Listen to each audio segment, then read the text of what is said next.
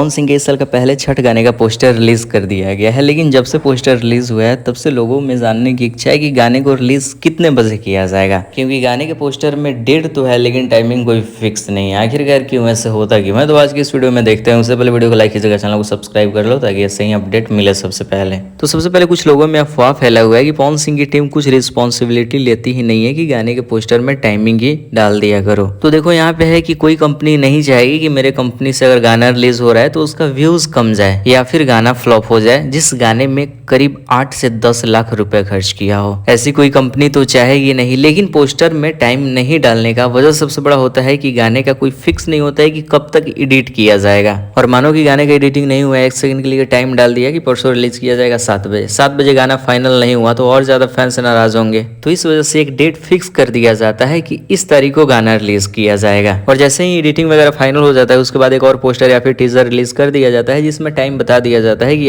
अभी से 1-1.5 घंटा बाद गाने को भी रिलीज कर दिया जाएगा, जो कि बिल्कुल गलत है। अगर एक दिन पहले टाइमिंग बता देते हैं तो बहुत ज्यादा फैंस एक साथ जुड़कर उस गाने को देखते हैं। आधा घंटा या फिर 1 घंटा पहले बताएंगे तो कहाँ से लोग देखेंगे एक साथ। तो इस वजह से शुरू से ही व्यूज पे असर पड़ने लगता है। और यूट्यूबर हो तो समझ सकते हो कि अगर शुरुआती में व्यूज पे असर पड़ जाए तो गाना पूरी तरह से वायरल नहीं होता है, और बाद में वायरल करने के लिए उस गाने में दम होना चाहिए। खैर क्या ही कर सकते हैं। अब पवन सिंह लेट से गाने रिलीज करते हैं तो इसमें सर पटक के भी कुछ फोड़ लोगे तो कोई फर्क नहीं पड़ने वाला है। जिसका फैन हो उसका बड़ाई करो। तो रहा बात इस गाने को रिलीज कब किया जाएगा, तो देखो इस गाने के जो राइटर है अरुण बिहारी, उनको भी परफेक्ट टाइम पता नहीं है कि गाने को कितने बजे रिलीज किया था। खैर तुम दूसरों से क्या ही उम्मीद करोगे, लेकिन किसी और का शिकायत मत किया। लेकिन गाने को आज ही रिलीज किया जाएगा। और जिस कंपनी से गाने को रिलीज किया जाना है DRJ रिकॉर्ड्स, जो कि हिंदी वाला है, तो उस पर करीब 10 बजे के करीब ही गाने को कोई भी गाना रिलीज किया जाता है। लेकिन अगर गाना फाइनल नहीं होगा तो 10 बजे के बाद भी कभी भी रिलीज हो सकता है। और गाने के राइटर अरुण बिहारी ने तो खुद बताया कि गाने को शाम तक रिलीज किया जाएगा। जैसे ही कुछ होगा हम कम्युनिटी में पोस्ट करके अपडेट देंगे।